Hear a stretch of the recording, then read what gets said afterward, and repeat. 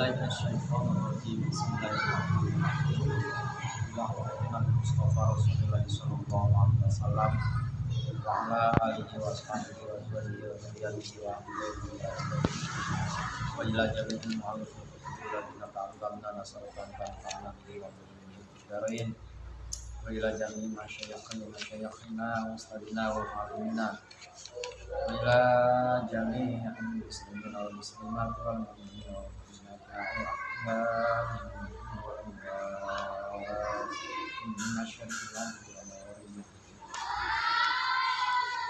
Wasanila baina wa ummatina wa haqqun alina al-hadirin. Ayah bunda kita semuanya.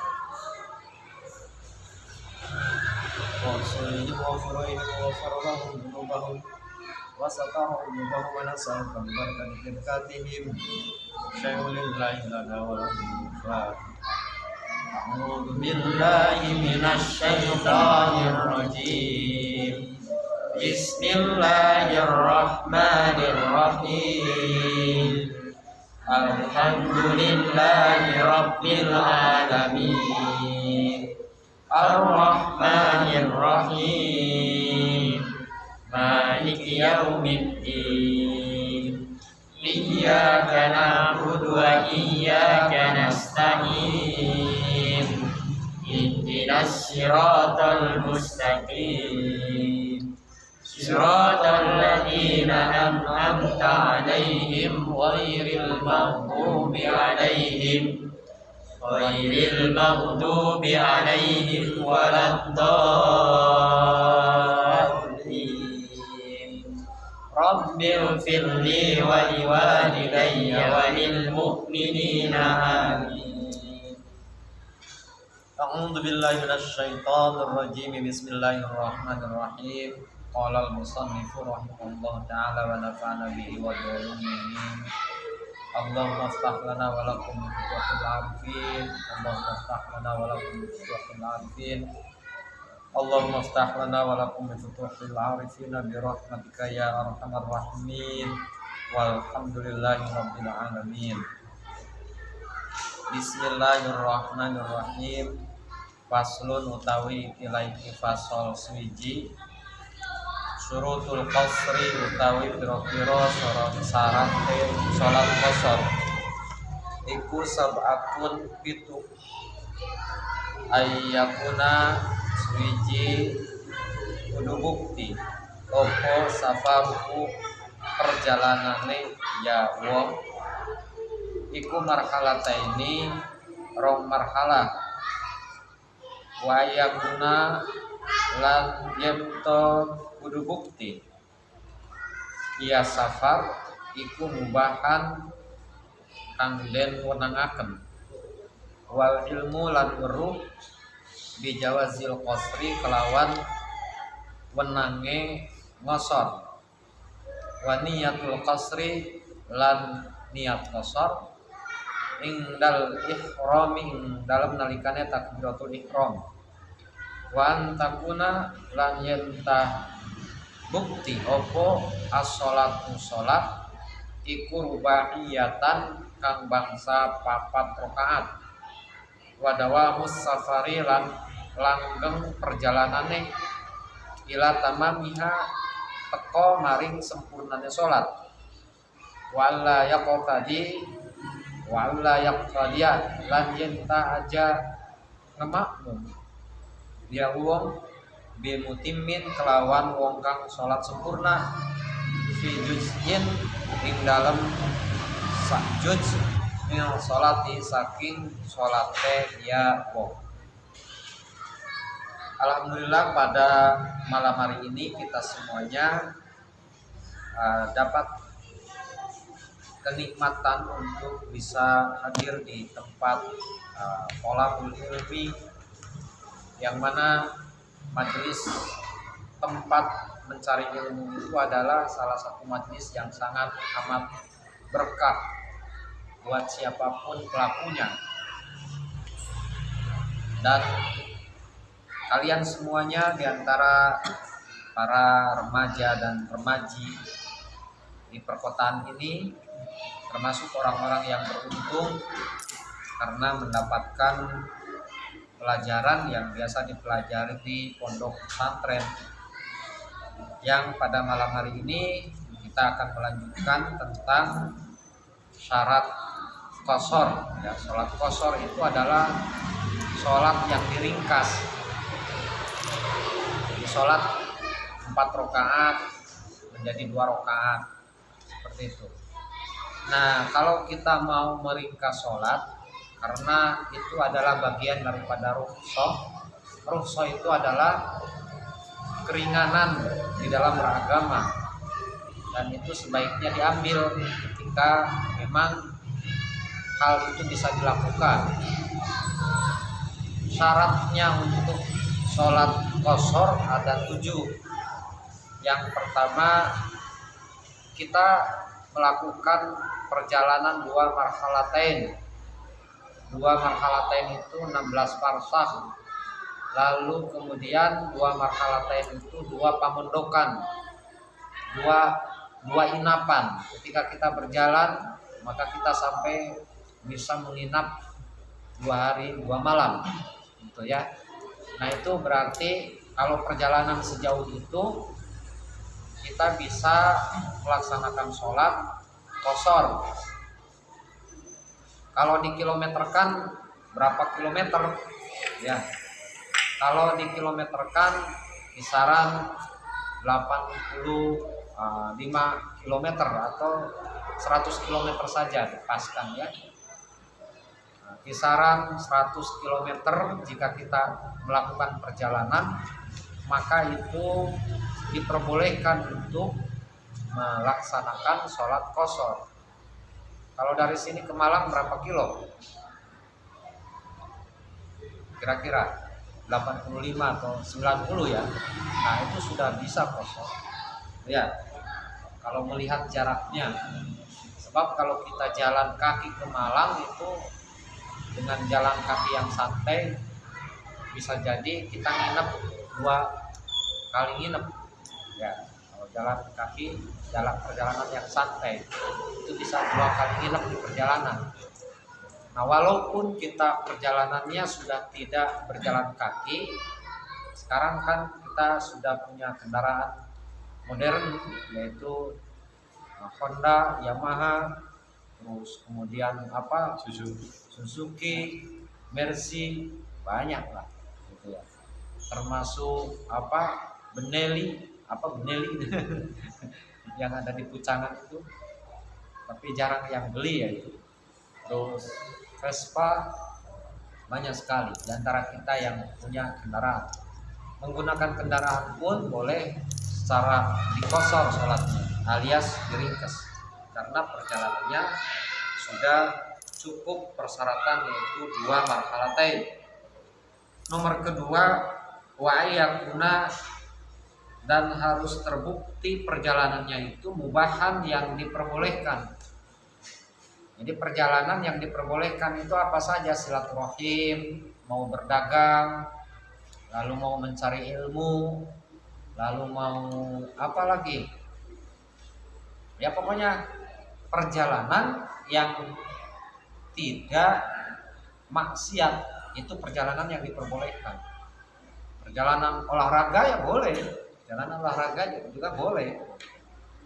Tafakur alam, misalnya mau mendaki gunung, nah itu boleh diqashar, mendaki gunung supaya mencari inspirasi dan ilmu-ilmu yang baru, mau meneliti tentang pertumbuhan yang ada di atas gunung, yang ada di ketinggian sekian ribu kilometer. Jadi pohon apa saja yang tumbuh di sana, lalu kemudian burung apa yang biasa hidup di situ, hewan apa saja yang bisa hidup liar atau sehat dalam ketinggian sekian misalnya. Itu adalah perjalanan yang diperbolehkan. Apabila perjalanan yang tidak diperbolehkan, misalnya di perjalanannya ada maksiat, ya, di perjalanannya ada maksiat, apalagi maksiat uh, maksiat, ada maksiat fisafar, ada maksiat bisafar. Ada perjalanan maksiat itu yang dari rumah pun sudah diniatkan untuk itu. Misalnya kita mau mendaki gunung, lalu kemudian mendaki gunungnya berdua dengan ghair mahram, dengan ajnabi, seorang pemuda dan seorang gadis mendaki gunung berduaan yang bukan suami istri, ya. Maka itu berarti sudah maksiat perjalanannya. Kalau perjalanan yang begitu tidak diperbolehkan untuk melaksanakan qashar. Jadi sholatnya harus tetap tam, artinya sempurna. Yang 4 rakaat dibikin 4 rakaat, yang 3 rakaat dibikin 3 rakaat. Ya memang kalau 3 rakaat sih tidak bisa dikosor. Pokoknya tidak boleh dikosor kalau ada maksiat. Tapi kalau maksiatnya fis safar, ya, berarti dari rumah itu bukan niat maksiat, tapi di perjalanan banyak maksiat. Nah itu masih diperbolehkan. Misalnya banyak maksiat itu tidak bisa dihindari. Masalahnya kita ke gunung itu di sana banyak wisatawan dari mancanegara dan sebagainya. Lalu di sana banyak yang membuka aurat sampai hanya pakai katok saja, gitu ya. Nggak ada yang pakai daster seperti itu. Atau istilahnya you can see, kamu dapat melihat. Kamu can dapat see, melihat. Jadi dapat melihat ketek, dapat melihat hal-hal yang aurat. Nah itu bukan maksiat dari sini, masih bisa melaksanakan sholat qashar. Tapi kalau maksiatnya dari rumah atau tujuan perjalanannya akan melakukan sebuah kemaksiatan. Jadi seseorang itu akan ke gunung misalnya, niatnya untuk menebangi pohon. Padahal menebangi pohon itu dilarang dan tidak boleh. Nah itu kan maksiat, berarti melanggar terhadap aturan-aturan. Atau seseorang mau perjalanan dagang, tapi dagangnya sudah jelas tidak jujur dalam perdagangannya. Misalnya dalam timbangannya dipermainkan. Dia sudah biasa dagang misalnya di Jakarta dari Surabaya, mau dagang ke sana, niatnya mencari nafkah, tapi dagangnya itu sudah punya cara tersendiri agar ia mendapatkan untung yang banyak. Maka ia misalnya mempermainkan timbangan kiloan. Jadi yang 10 kilo di dalam angkanya hanya 8 kilo, berarti 2 kilo itu tidak ada. Atau bisa saja yang pinter nyolong itu ketika barang itu ditimbang sampai 70 kilo misalnya atau 80 kilo masih standar. Jadi di kilo dimanapun sama. Tapi ketika sudah menginjak ke 100 kilo, nah, maka timbangan itu sudah mulai berbeda. Kalau 70 kilo, 80 kilo masih benar, ketika dikasih beban 100 kilo, maka timbangan itu sudah disetel gitu ya, menjadi misalnya hanya 95 kilo, padahal itu 100 kilo. Sehingga nanti orang yang menjual barang ke dia, padahal di rumahnya sudah ditimbang, ini 100 kilo, ini satu kintal. Lalu kemudian ditimbang di orang tersebut, pembeli barangnya hanya ada 95 kilo. Nah, lalu kemudian nanti yang menjualnya kan akhirnya tidak percaya. Loh, ini barang saya sudah ditimbang, Pak. Kiloan saya bagus di rumah. Selalu dikir, ya, selalu diperiksa oleh pihak terkait.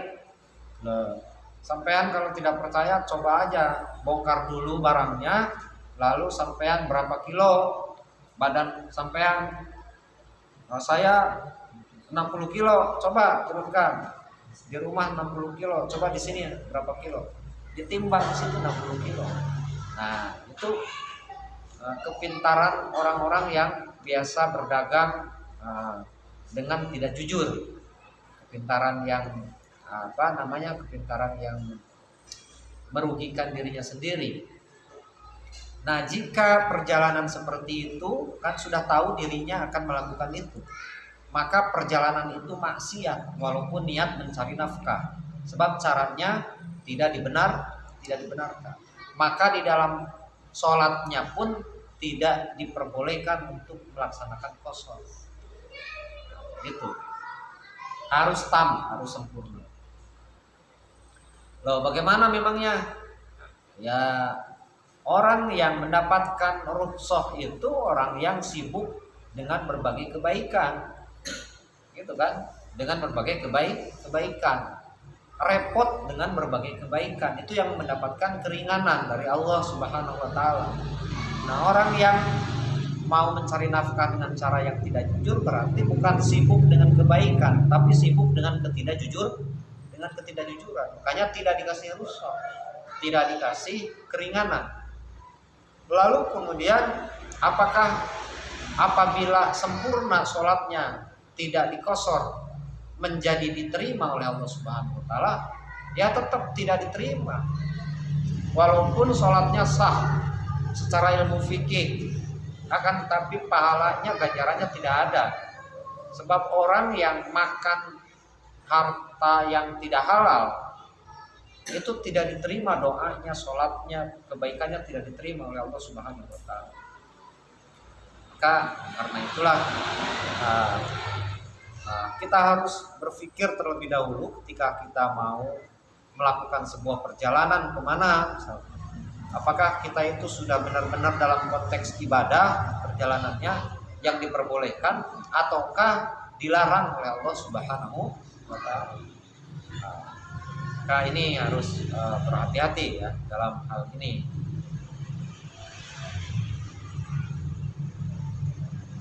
Terus apalagi perjalanan yang tidak diperbolehkan? Ya, seperti mau jual sabu-sabu gitu ya, dari Surabaya ke Jakarta, nah itu tidak boleh. Atau mau berjudi, itu tidak boleh.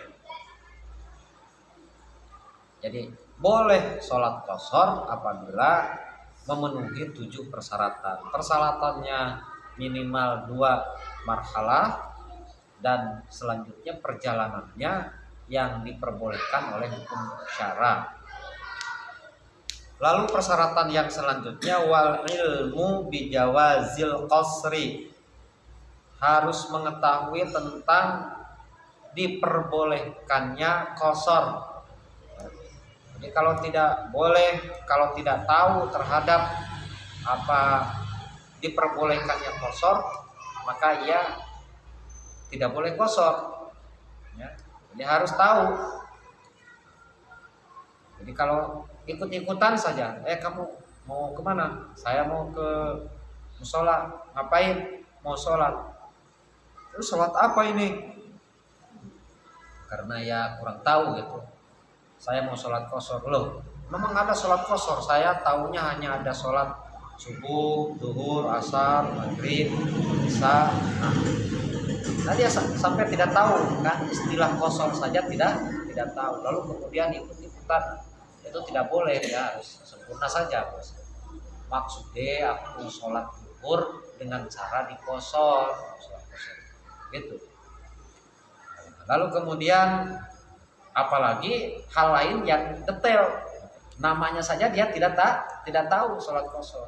Berarti detail tentang ilmu cara mengqasar itu dia pun tidak tahu, karena istilahnya saja belum tahu. Lalu kemudian waniyatul qasri indal ihrami, syarat selanjutnya niat qasar itu sholat qasar itu harus ada niat qasar ketika takbiratul ihram. Kalau sudah lewat takbiratul ihram ya tidak bisa. Misalnya kita mau ke Bandung, atau mau ke Jakarta, lalu kemudian naik bis berhenti di terminal, dan di terminal itu waktunya sholat, kemudian sholat sholli fardhu zuhri arba raka'atin mustaqbilal qiblati ada'at imaman atau makmuman lillahi ta'ala. Allahu akbar. Setelah selesai Allahu akbar, lalu kemudian ingat di dalam hatinya, waduh, aku padahal di qashar ya sholat, sebab kita perjalanannya sudah memenuhi syarat, jauhnya sudah cukup, lalu perjalanannya kita mau silaturahim, itu sudah ada cukup. Berarti dia sudah tahu kan tentang bijawazil qasrinya, dengan diperbolehkan qasr. Namun demikian, karena sudah lewat takbiratul ihram, ia tetap tidak boleh mengqasr. Sudah saja sempurnakan 4 rakaat dia sholat zuhur. Jadi bagaimana? Sholli fardhu zuhri rakaataini qasron fardhan lillahi ta'ala. Itu saja. Niat. Saya niat sholat zuhur 2 rakaat di qasar pada waktunya fardu karena Allah Ta'ala. Tinggal begitu saja. Pakai bahasa Indonesia niatnya boleh, pakai bahasa Arab juga boleh. Yang penting niat itu ada di dalam takbiratul ihram. Niatnya di dalam takbiratul ihram. Bukan niat itu saja, tapi di dalam takbiratul ihram itu harus ada masuk semuanya rukun sholat. Rukun sholat. Dan berapa sebelumnya itu? 17 atau yang 13 di sini tuh? 17 itu harus ada semuanya. Ya. Allahu akbar takbiratul ihram, niat al-fatihah berdiri, lalu kemudian ruku, lalu menina i'tidal, menina sujud, menina duduk, menina dan sebagainya. Itu semuanya harus masuk di dalam takbiratul ihram. Ini buat setiap lagi ngaji ada. Mau dipending dulu enggak? Nah, selanjutnya itu harus ya, di dalam setiap kita sholat itu harus begitu. Itu namanya istiqdor urfi. Lalu kemudian wan takuna as-sholatu ruba'iyatan, sholatnya harus yang 4 rakaat. Yang boleh dikosor itu sholat yang 4 rakaat. 4 rakaat. Kalau 3 rakaat, yang 2 rakaat tidak bisa diringkas. Iya. Zuhur, asar, isya itu yang bisa dikosor. Wadawa musafari lan harus langgeng perjalanannya, masih dalam perjalanan, ila tamamiha sampai sempurnanya sholat. Jadi perjalanan kita mau ke Bandung misalnya, RT 3 RW 10 kelurahan Cimaragas misalnya. Nah, sebelum nyampe ke kelurahan itu boleh melaksanakan qashar. Atau sebelum nyampe ke rumah itu, di luar kampung itu masih boleh melaksanakan qashar. Kalau sudah nyampe ke rumah yang kita tuju, berarti itu sudah tidak ada perjalanan, tapi sudah nyampe ke tujuan. Maka qashar itu dilakukan sebelum nyampe ke tujuan. Jadi kalau kita mau ke Bandung zuhur misalnya, jangan dikosor di rumah, karena perjalanannya pun belum. Wah, ini kita sudah pakai celana, sudah pakai baju yang siap untuk perjalanan, pasnya sudah disiapkan, mau perjalanan di rumah sholat dulu di kosor nggak boleh, belum perjalanan itu. Jadi jalan aja dulu sampai ke Bagong, nanti di Bagong Inayan baru sholat kosor boleh, itu sudah melakukan perjalanan kalau mau di kosor. Demikian pula kalau dari Bandung ke sini, kalau sudah sampai rumah itu sudah tidak boleh dikosor lagi. Jadi kalau kalian mau kosor, berarti kalau ini kan kampung Pucangan, ya, maka kosornya di Juingan saja, di Takin. Jangan dulu ke rumah, kosor dulu di Takin. Dulu masuk ke kampung, ini apa namanya, kampung apa? Pucangan.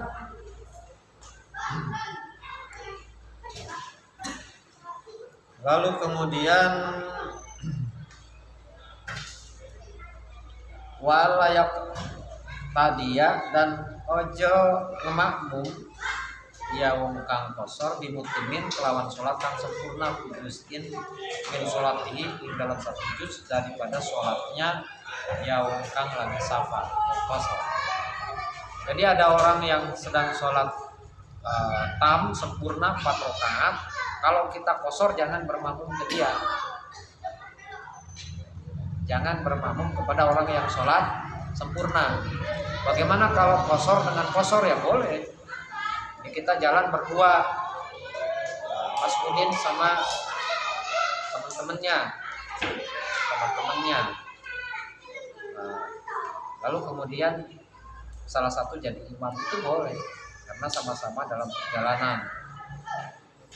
Kalau sebaliknya bagaimana? Karena kita tidak tahu yang sempurna imam ke kosor, jadi kita mampir di Bagong Inayan itu sholat kosor, lalu orang Bagong itu ada yang memakmum, dia sholat tam sempurna, ya itu boleh-boleh saja karena tidak tahu.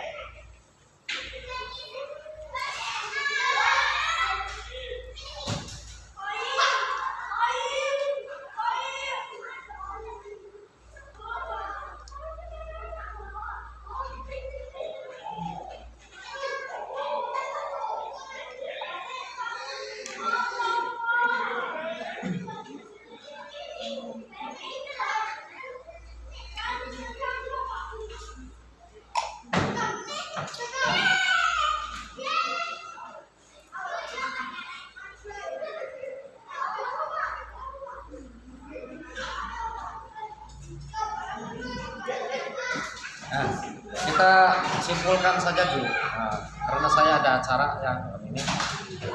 Jadi malam ini kita mempelajari tentang syarat kosor. Syarat kosor itu ada 7.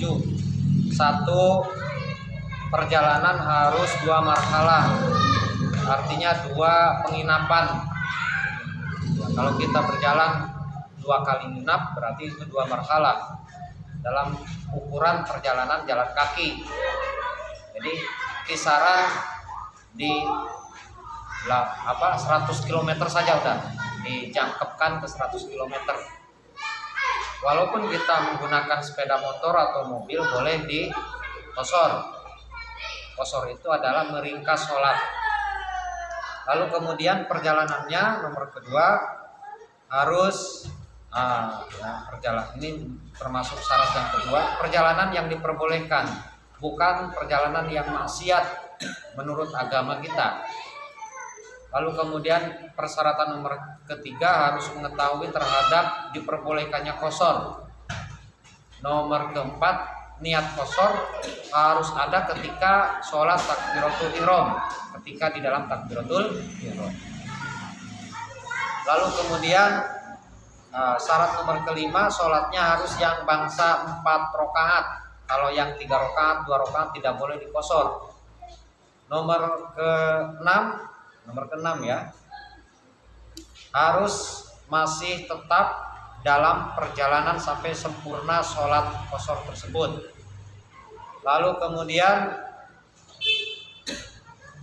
persyaratan nomor selanjutnya, tidak boleh bermakmum orang yang sholat kosor itu kepada orang sholat yang sempurna.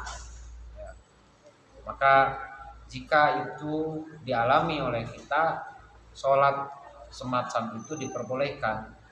Mengkosor sholat adalah merupakan rukhsah atau keringanan daripada agama Islam. Insya Allah tidak ada perbedaan antara yang sempurna dengan yang kosor.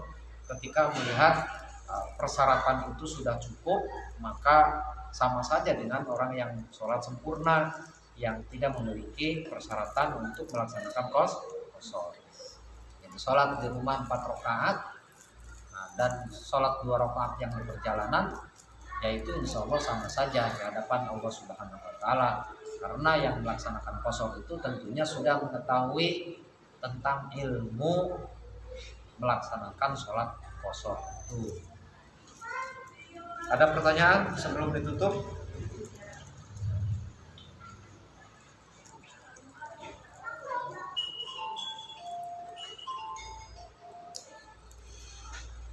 Tidak ada. Tidak ada, mari kita berdoa. Allahumma shalli wa sallim ala sayyidina Muhammad walhamdulillahirabbil alamin. Rabbil alamin alam tanah rabbil alamin rabbil kauna rabbil faqina wa faqina lana wa qarabatilana fi dunya tawassalna ta'ala tawassalna ta'ala antar suqana wa sina wa antar suqana amana rabbana hablana min azwajina wa dhurriyyatina qurrata a'yun rabbana atina fid dunya hasanah wa fil akhirati hasanah wa qina adzabannar walhamdulillahi rabbil alamin. Assalamualaikum warahmatullahi wabarakatuh. Waalaikumsalam.